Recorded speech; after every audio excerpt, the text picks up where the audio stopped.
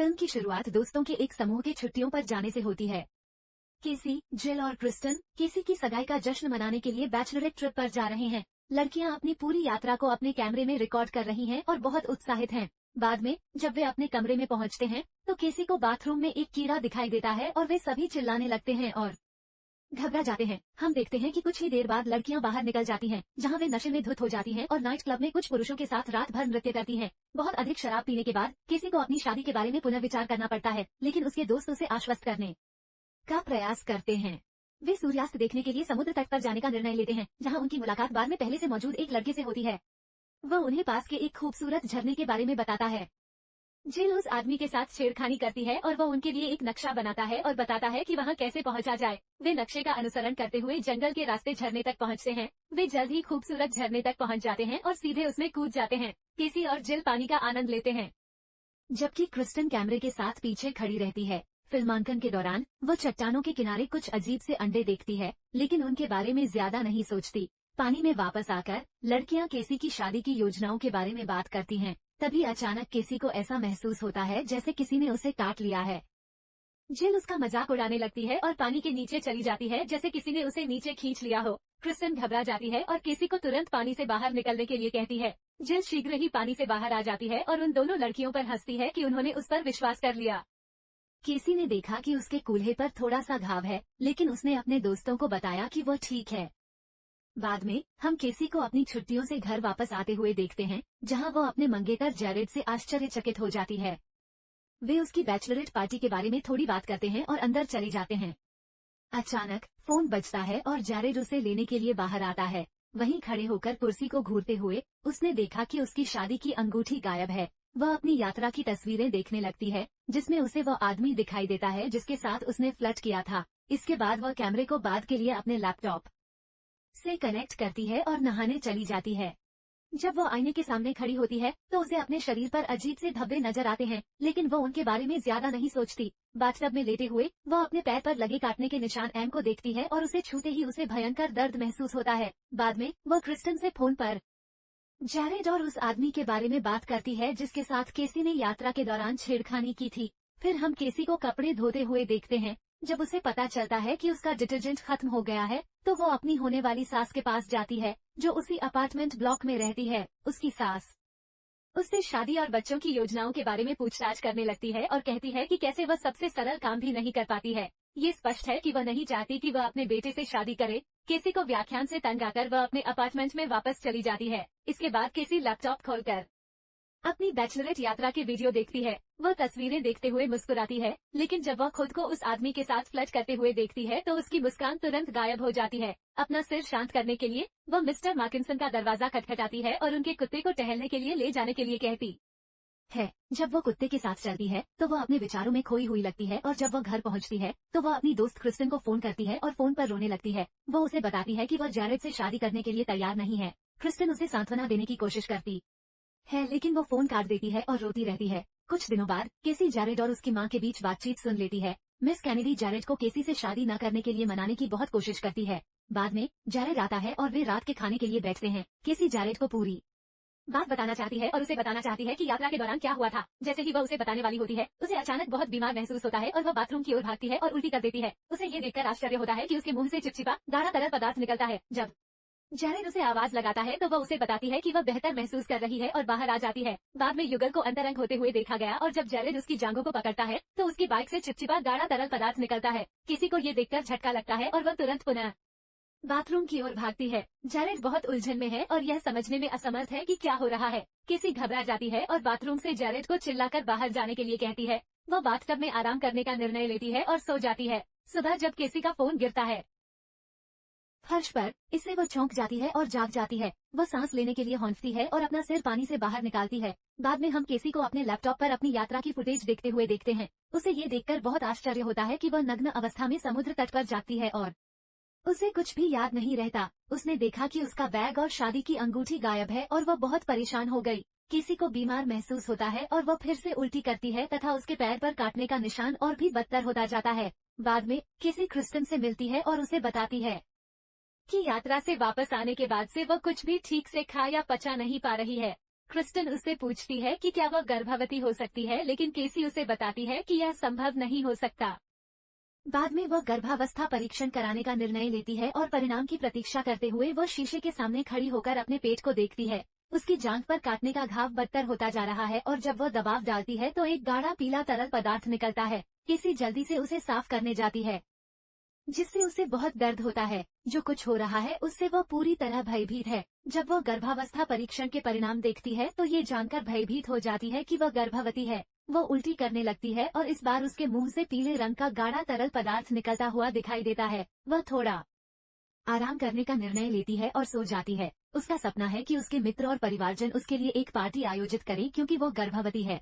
अचानक जब वह वहाँ खड़ी होती है तो उसके अंदर से हजारों लाल अंडे निकलकर फर्श पर गिरते हैं। पार्टी में मौजूद सभी लोग अंडों पर पैर रखना शुरू कर देते हैं और बच्चा बच्चा चिल्लाने लगते हैं, जबकि वो उनसे ऐसा न करने की विनती करती है। हम देखते हैं कि वह बेचैनी से नीचे उतरती है और अंडों को उठाने की कोशिश करती है। तभी अचानक वह अपने सपने से जाग जाती है और बाथटब में सांस लेने के लिए होंफने लगती है।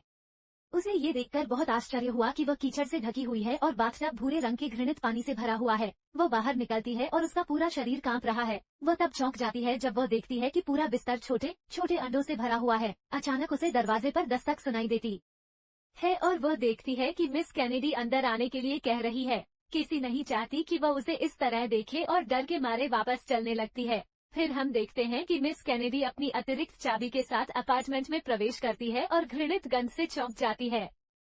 वह कुछ अंडों पर पैर रख देती है और आगे बढ़ती है तथा काउंटर पर गर्भावस्था परीक्षण की मशीन देखती है। वो उसे कहती है कि वह जरा को बता देगी कि बच्चा उसका नहीं है और वह धोखेबाज है। मिसेस कैनेडी उसके करीब आती है और उसे धमकाती है। तभी केसी उसे पकड़ लेता है और उसके ऊपर उल्टी कर देता है।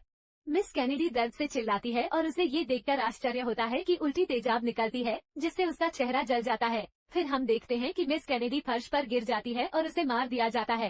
केसी वहीं खड़ी सदमे में देखती रहती है। फिर केसी को होश आता है और उसे एहसास होता है कि उसने क्या किया है। वो घबरा जाती है और कैनेडी के शरीर को बाथटब में खींचने का निर्णय लेती है।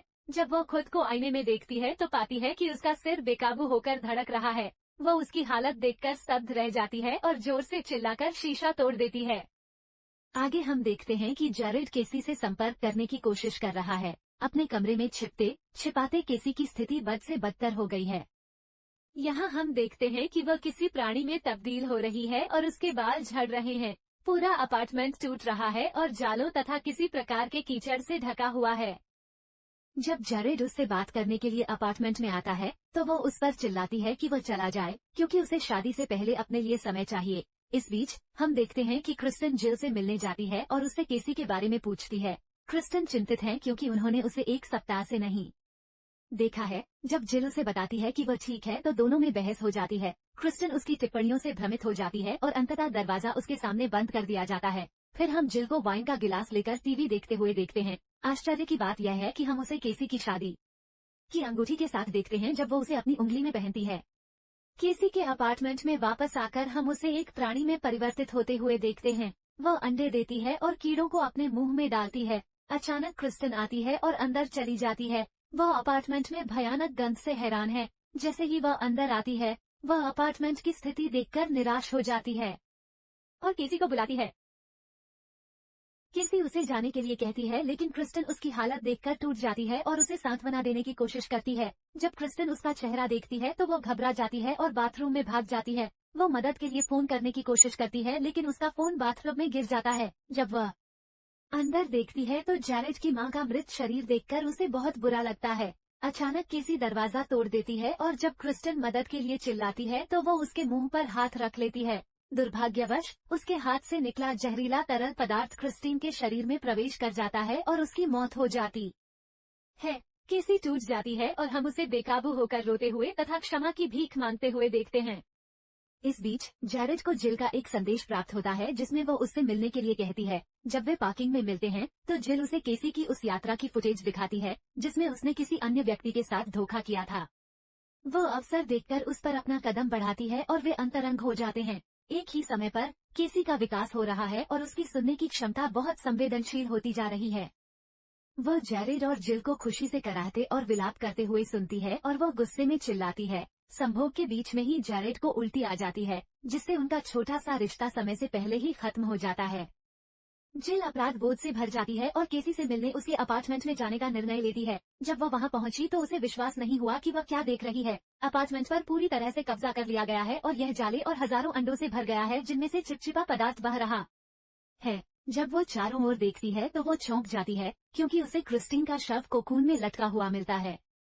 वो चिल्लाती है और केसी को पुकारती है जो उसके पीछे आता है। केसी के शरीर पर एक बड़ा सा तंतु लगा हुआ है जिसका उपयोग वो उस पर हमला करने के लिए करती है, जिससे वो बेहोश हो जाती है। जब जिल अंततः जागती है तो वह स्वयं को एक कुर्सी से बंधी हुई और चिपचिपे बड़े जाल में फंसी हुई पाती है। इसके बाद केसी उसे यात्रा की रिकॉर्डिंग देखने के लिए मजबूर करती है जिसमें स्पष्ट रूप से दिखाया गया है कि वह इतनी नशे में थी कि उसे पता ही नहीं चला कि वह क्या कर रही है। पार्टी में मौजूद व्यक्ति ने उसका फायदा उठाया और जिल जानती थी कि केसी जो हो रहा था उसे रोकने की स्थिति में नहीं थी। ये सब जिल की योजना का हिस्सा था क्योंकि वो बहुत लंबे समय से जैरेड से प्यार करती थी और चाहती थी कि उनका रिश्ता टूट जाए। वो जैरेड को चाहती थी और उसे पाने के लिए कुछ भी करने को तैयार थी।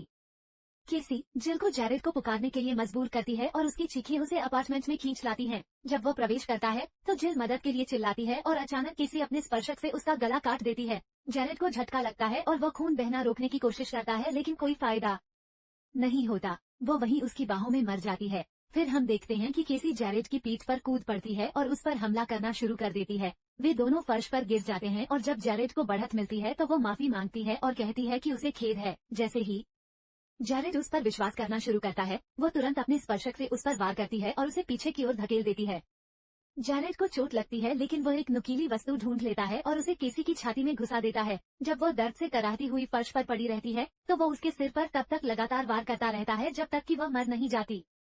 फिर वह किसी तरह अपने अपार्टमेंट में वापस आता है और 911 पर कॉल करके फर्श पर गिर जाता है। एक सप्ताह बाद पुलिस पहुंची और अपार्टमेंट को सील कर दिया। जब वे अंदर पहुंचे तो वहां लाशें पड़ी देखकर हैरान रह गए। जब वे जैरेड के अपार्टमेंट में पहुंचे तो उन्हें वहां उसका शव कोकून में पड़ा देखकर आश्चर्य हुआ। आश्चर्य की बात यह है कि वह अभी भी जीवित है और उसके गर्भ में हजारों अंडे फूट रहे हैं। जब चिकित्सक उसकी मदद करने की कोशिश करते हैं तो सभी अंडे फट जाते हैं और कीड़ों का एक झुंड उसे मार देता है और सभी चिकित्सकों को निगल जाता है। आखिरी दृश्य में हम दो लड़कियों को पड़ोस में दौड़ते हुए देखते हैं। वे इस बारे में बात कर रहे थे कि छुट्टियों में कहाँ जाएं, तभी अचानक उनमें से एक को किसी कीड़े ने काट लिया। तब हमें एहसास हुआ कि यह तो महामारी की शुरुआत मात्र है। हजारों लोग संक्रमित होकर मारे जाएंगे और फिल्म वहीं समाप्त हो जाएगी। यदि आप लोग वीडियो में इतनी दूर तक आ गए हैं तो आप लोग बहुत बढ़िया हैं। यदि आप ऐसी और अधिक मूवी रिकैप देखना चाहते हैं तो हमारे मूवी परिवार का हिस्सा बनने के लिए सदस्यता बटन दबाएं।